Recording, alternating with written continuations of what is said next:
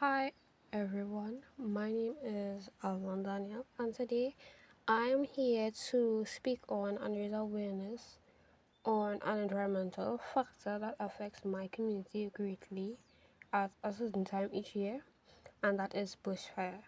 So, a bushfire is something that in the Caribbean, mostly Trinidad, I'm not too sure about any other country, um, that happens at a specific time, mostly the dry season every year, and it has great impact on communities all over the country.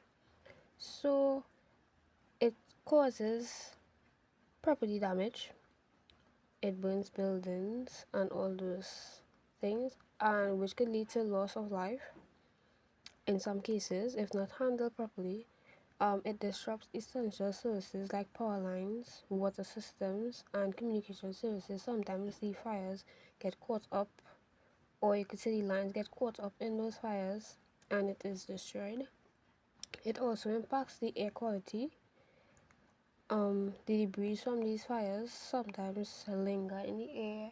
It blows all over, and for persons with respiratory problems, it affects that aspect of the bushfire affects them greatly. It also destroys habitats and ecosystems all over the community. So you might see that um, animals of all different kinds may be seen all over. During this time, you might find animals you never even think to see before. That's because their homes are destroyed during these fires and they seek another habitat or ecosystem to live in now.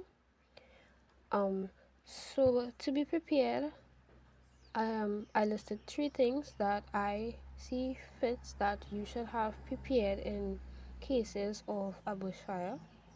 My first point would be to stay informed. Staying informed helps you beat that bushfire. Staying informed of when there might be a fire or warnings from your local news. They will give out warnings as to when a fire might or when you might start to see fires all over. Staying alert of those stuff keeps you ready and prepared and keeps you prepared for when to expect it and those in those types of situations. My second point would be to secure your property. Now, you can secure your property by the clearing of vegetation. So, like dried grass and heaped up grass and all those types of stuff around your home.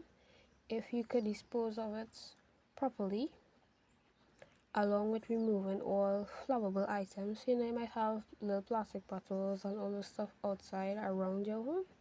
I would suggest you find another place to secure them or get rid of them entirely because those stuff are found to be really flammable and could lead to the potential loss of your property. It is also good to ensure that there is a reliable water service close to your house in cases that a fire does reach too close to your home.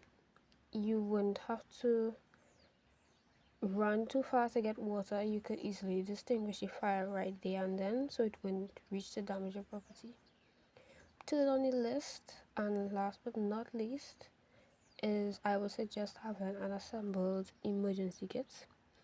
Now, in the tragic event that a fire does damage your home, for whatever circumstance, having an emergency kit is very helpful and reliable in this situation.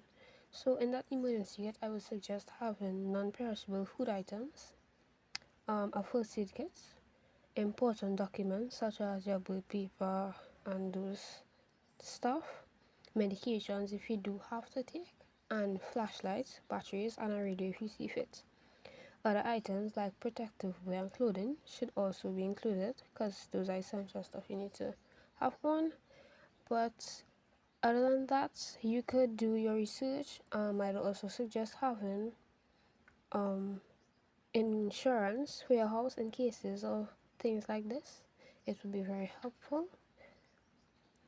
But yes, make sure and stay alert. Be prepared, do your research so you can stay ahead of these things. I thank you for listening to my video very much.